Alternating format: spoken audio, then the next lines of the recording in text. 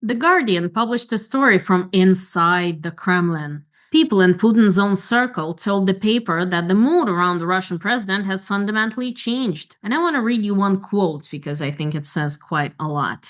No one believes everything will suddenly collapse tomorrow, but there is a growing realization that utterly senseless, self-destructive decisions keep being made.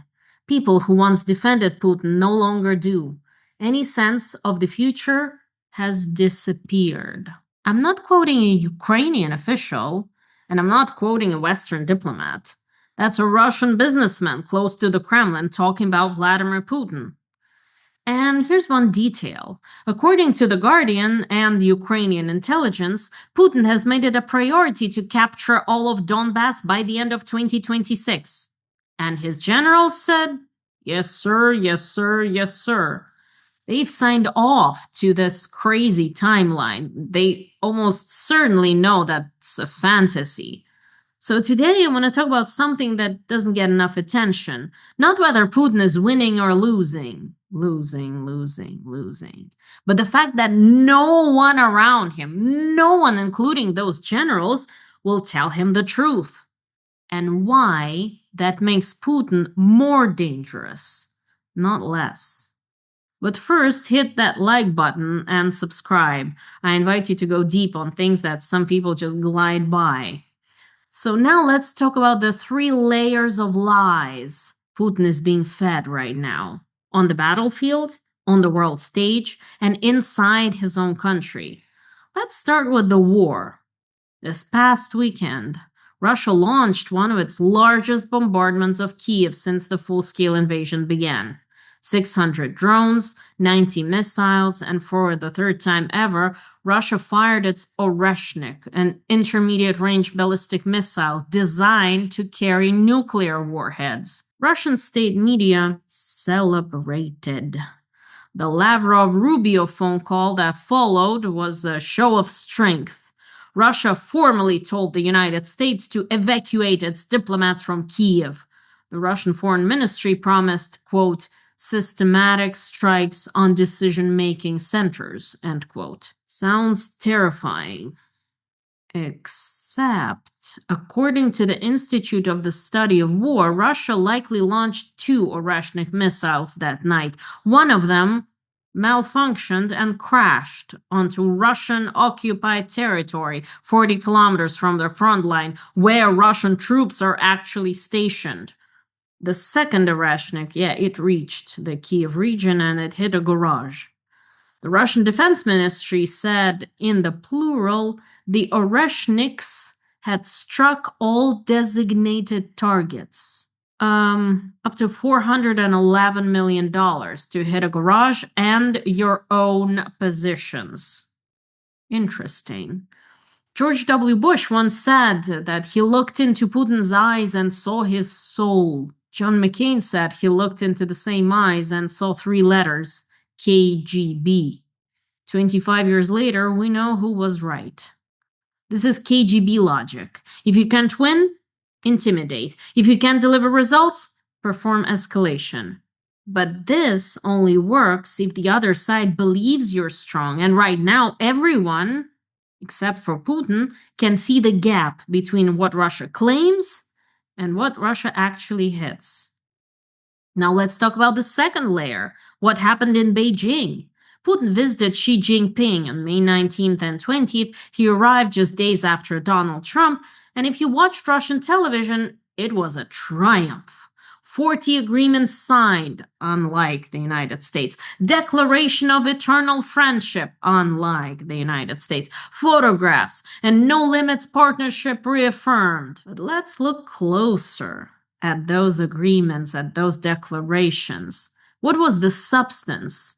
Putin went to Beijing with one overriding goal, the power of Siberia 2 gas pipeline, a lifeline that Russia desperately needs to replace the European gas revenue it lost because of the war.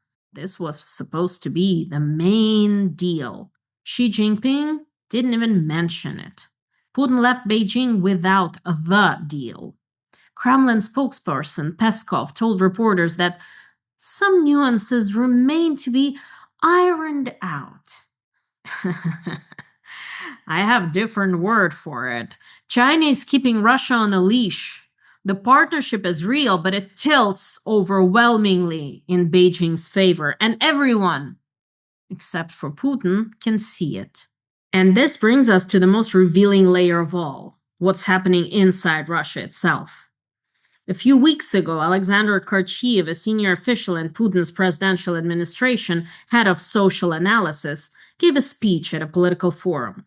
Kharkiv said that Russia is under information psychological warfare, and his administration had analyzed negative comments across Russian social media and concluded that 50% of them are planted by foreign forces. Foreign agents writing a half of all critical comments to hurt Russia from within. Oh, and just listen to how he described it. Ideas are warheads, articles and social media posts are shells. Targeted messaging is precision-guided munitions, and the civilian population is, in his words, a legitimate target. So, yeah, half of all negative comments come from outside the house. It's the regime telling itself that the discontent is not real, that there is no discontent among Russian people. They're so happy with everything that's happening. But the regime's own data says otherwise. So, not an independent pollster, the state pollster, the Kremlin's own, just reported that protest sentiment among Russians has reached its highest level since the start of the war. The index has been climbing for 4 straight months. But when I tell you the number, yeah, you will laugh. It's just 14%. Just 14% of Russians now say they would likely take part in mass protests against falling living standards, not against the war, against falling living standards. But yeah, it's just 14%, but it's significant. You know why it's significant? Because we're talking about a totalitarian state where every word not only can, it will be used against you. Anything you say against the government almost certainly means jail time or worse. So yeah, 77% of respondents say they wouldn't protest, but the trend is there. The number of those willing to protest is rising. The only independent pollster, Levada Center, confirms the same trend. And the people around Putin only say that any discontent is coming from the outside. It's not real. They lie. They lie about the war. They lie about the international relations. They lie about the polls.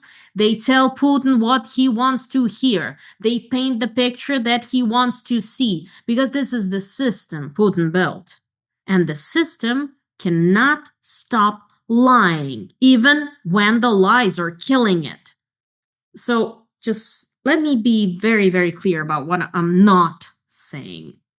I am not saying that Putin is about to fall. The system is still standing. It's repressive. It has resources and a nuclear arsenal. The system will likely stand, like Iran. And that's exactly what makes this so dangerous. A leader who is told the truth he can't course correct, a leader who lives inside a bubble that he himself constructed, no, he will never course correct. He escalates based on fantasies. He fires missiles that land on his own troops. He flies to Beijing thinking that he's an equal partner and comes home empty-handed. He tells his people that their own anger is not real and is a foreign plot.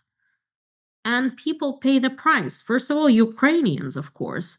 They endure 600 drones a night. And Russians, yeah, they watch their economy deteriorate. They watch their men disappear into a war with no end in sight.